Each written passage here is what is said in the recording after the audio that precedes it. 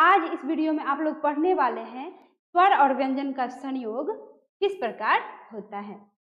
जब किसी व्यंजन के साथ स्वर के मात्राओं को प्रयोग में लाया जाता है तो उसे स्वर व्यंजन संयोग कहते हैं। कितनी मात्राएं होती है बच्चों?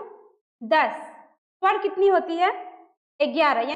आप ये समझिए कि 11 स्वर वर्ण होता है। 11 स्वर वर्ण में अ को छोड़कर जो 10 बच जाते हैं उसकी जो मात्राएं होती है उसका, ठीक है, प्रयोग जो है आप व्यंजन के साथ लाया जाता है, यानी आप लाते हैं तो उसी को कहा जाता है स्वर व्यंजन संयोग। जैसे दिया है, अ स्वर जब किसी व्यंजन से मिलता है तब व्यंजन का हल चिन्ह लुप्त हो जाता है बच्चों। जैसे में देख लीजिए, यहाँ पे दिया हुआ है क हलंत, ये जो ऐसे लगा हुआ है बच्चों इसको कहा जाता है क हलंत, इसको हलंत बोला जाता है, ठीक है।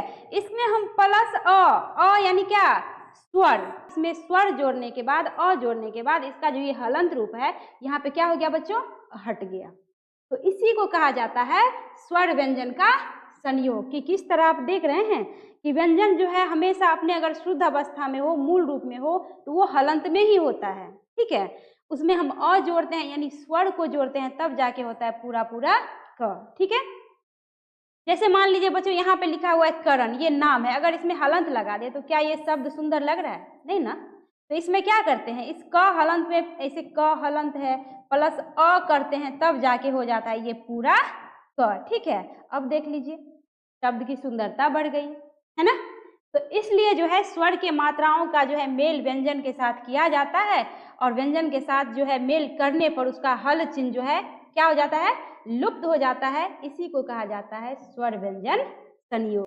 जैसे देखिए ये क हलंत रूप में है। हलंत मतलब क्या, आधा है। जिस भी आप व्यंजन वर्ण में ये हलंत लग जाए तो इसका मतलब वो क्या होता है, आधा। जैसे हम क्या लिखते हैं तो क्या कैसे लिखते हैं, ऐसे लिखते हैं ना। व्यंजन जो है ना बच्चों अपने अगर असली रूप में हो, मूल रूप में हो तो हमेशा आधा ही होता है। व्यंजन वर्ण कितने हैं कुल?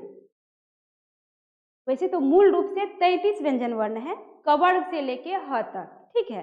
बाद बाकी जो बच गया वो संयुक्ताक्षर होते हैं, अयोगवा होते हैं, हाँ द्विगुण व्यंजन होते हैं जो व्यंजन के अंतर्गत ही व्यंजन ही है और वो हमेशा हल रूप में यानी आधा होता है, जिसमें हम स्वर को मिलाते हैं तब जाके वह पूरा पूरा अक्षर बनता है। इसी को कहा जाता है स्वर व्यंजन योग।